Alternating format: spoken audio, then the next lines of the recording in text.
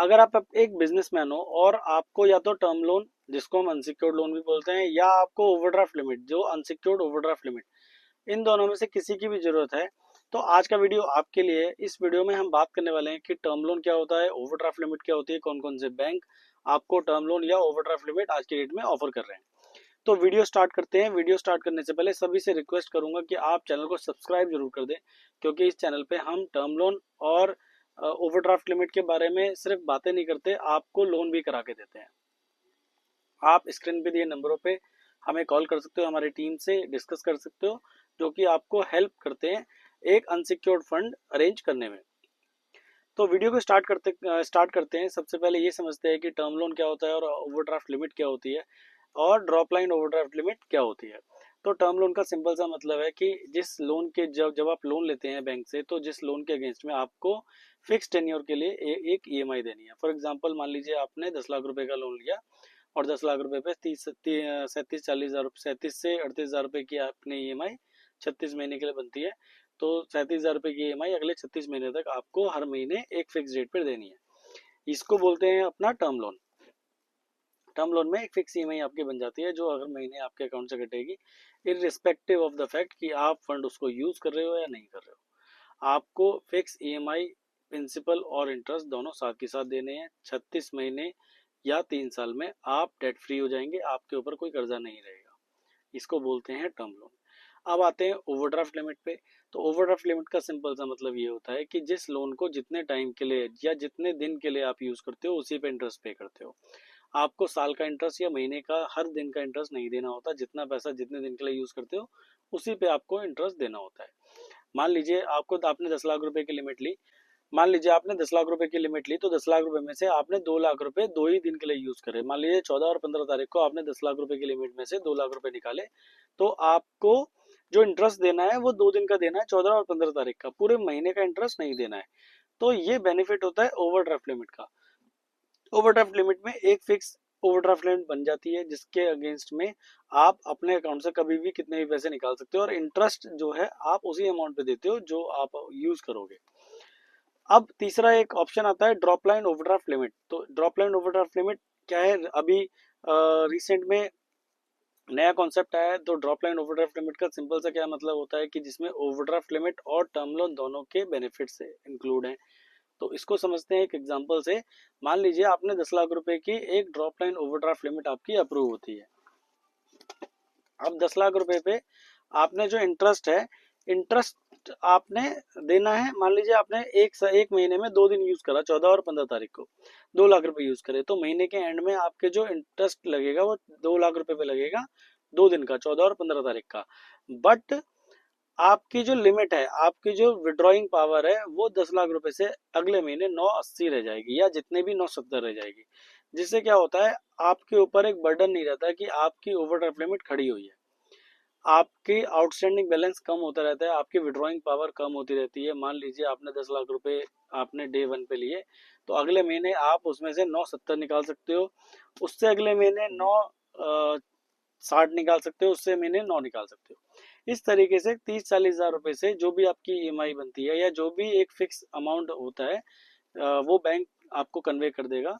उस fix amount से आपकी जो लिमिट है वो ड्रॉप होती रहेगी, जिससे कि 36 महीने बाद आपके पास कोई भी टर्म लोन या कोई भी आपके ऊपर कोई भी आउटस्टैंडिंग नहीं रहेगा। आप लोन फ्री हो जाएंगे।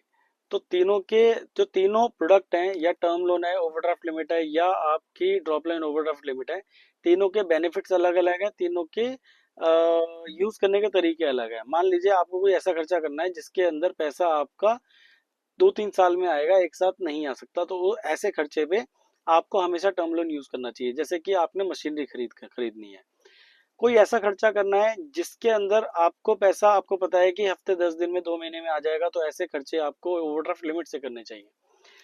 कोई ऐसा खर्चा है, मान लीजिए, जो आपको पता है कि साल 6 महीने में आ जाएगा, और आप चाहते हो सिक्योरिटी भी बनी रहे कि क्या पता दोबारा खर्चा ना आ जाए, तो ऐसे टाइम में आपको ड्रॉप लाइन ओवरड्राफ्ट लिमिट लेनी चाहिए। तो तीनों प्रोडक्ट के बेनिफिट्स अलग अलग हैं। तो जब आप हमें कॉल करते हैं, तो आप हमें वैसे प्रोडक्ट सब बताना कि अगर आपको तीनों प्रोडक्ट समझ में आए हैं, तो आप हमें जो कमेंट करके बताना यस। अगर नहीं आए तो आप हमें नो भी बताएंगे, तो मैं दोबारा वीडियो बनाऊंगा इस इस टॉपिक पे। तो अब ये समझते हैं कि जो टर्म लोन है या जो अनसिक्योर्ड ओवरड्राफ्ट लिमिट है या अनसिक्योर्ड ओवरड्राफ्ट लिमिट है या ड्रॉप लाइन लिमिट है, ये कौन कौन से बैंक और कौन कौन सी एनबीएफसी आज की डेट में ऑफर कर रही हैं। तो अगर हम बैंकों के नाम ले तो एचडीएफसी आपको drop line overdraft limit, axis, ICICI bank, ये सिर्फ 2 से 3 बैंक है जो आपको ओवरड्राफ्ट लिमिट और ड्रॉप लाइन ओवरड्राफ्ट लिमिट आपको ऑफर कर रहे हैं। अगर हम एनबीएफसी की बात करें तो टाटा, गोदरेज, बजाज और अपना पूनावाला, ये और आदित्य बिरला, ये 5 एनबीएफसी हैं जो आपको drop line overdraft limit offer कर रही है। अब क्योंकि ये अनसिक्योर्ड है, तो अनसिक्योर्ड में क्या होता है कि अनसिक्योर्ड में आपको जो ओवरड्राफ्ट लिमिट दी जाएगी वो या तो बैंक देगा या एनबीएफसी देगा, दोनों ही केसेस में आपको आपके 3 चीजों के बेस पे दी जाएगी, या तो आपका सिविल, एक आपकी टर्नओवर, एक आपकी बैंक स्टेटमेंट। सिविल का सिंपल सा मतलब जो लोन आपने आज तक लिए हैं वो कैसे चलाए हैं, वो अच्छे चलाए हैं, बेकार चलाए हैं। 750 से ऊपर का सिविल है तो वो अच्छा माना जाएगा, 750 से नीचे का सिविल है तो वो अच्छा नहीं माना जाता।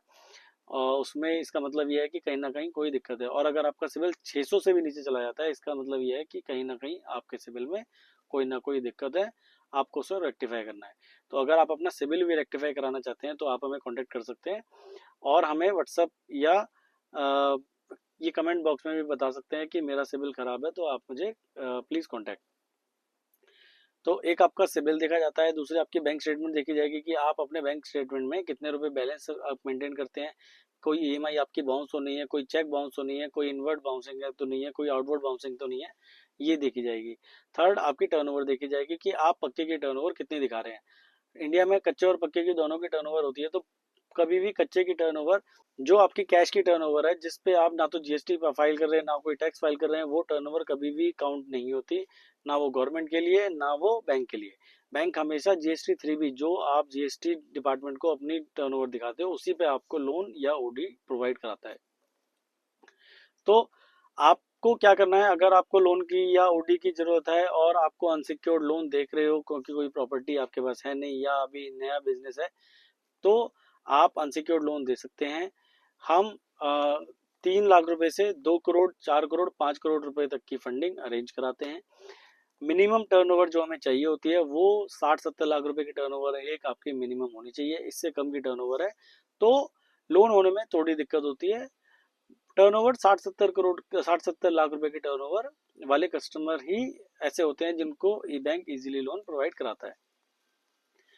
तो एक बेसिक डॉक्यूमेंट्स की बात करें कि भाई क्या क्या बेसिक डॉक्यूमेंट्स हैं, तो पैन, आधार, जीएसटी सर्टिफिकेट, 12 महीने की जीएसटी रिटर्न, 2 साल के फाइनेंशियल्स, एक फोटो, और घर या ऑफिस में से कोई भी चीज एक अपनी है तो उसके ओनरशिप प्रूफ।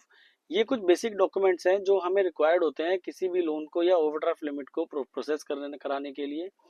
और अगर आप, जब हम हमें कॉल करते हैं तो हम आपसे कुछ बेसिक क्वेश्चंस पूछते हैं कि सर आपकी टर्नओवर क्या है जीएसटी 3B में, एज पर जीएसटी आपकी क्या टर्नओवर है, कितने आप लोन चला रहे हो, टोटल ईएमआई आप कितनी दे रहे हो, कितने लाइव लोन आपके चल रहे हैं, आपने लास्ट 12 महीने में कितने लोन लिए हैं। ये कुछ बेसिक क्वेश्चंस हैं जो हम आपसे कंफर्म करते हैं जिससे कि हम आपकी फाइल को प्रॉपरली जज कर पाए और उस बैंक में या उस एनबीएफसी में भेज पाए जहां पे आपके अप्रूवल होने के चांसेस 80 से 90% बढ़ जाते हैं।